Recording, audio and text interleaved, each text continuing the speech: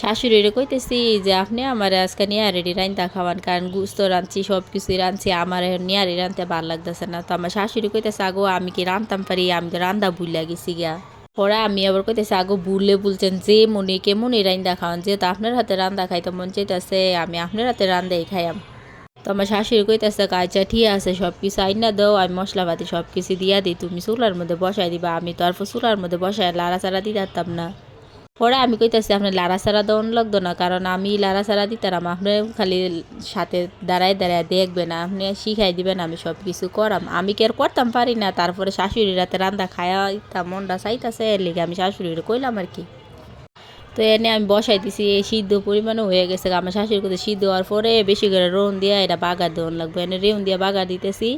আমার শাশুড়ি করতেছে এমনি রিয়ানি রান্ধে, তো আমি কি আর পারি না? আমি পারলে ও শাশুড়ির লাগে একটু বাটপারি করলাম আর কি। শাশুড়ির রাতে রান্দাটা যত খাইয়াম, কারণ আমার মা রাতে রান্দা আর আমার শাশুড়ির রাতে রান্দা সেম এক।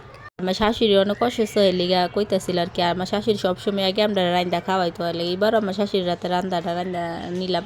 আর দেখতো কত সুন্দর লাগতেছে দেখছি না। আর রুটি বানাইছি, রুটি দিয়ে খাইতেছি, মাসাল্লাহ অনেক মজা হয়েছে।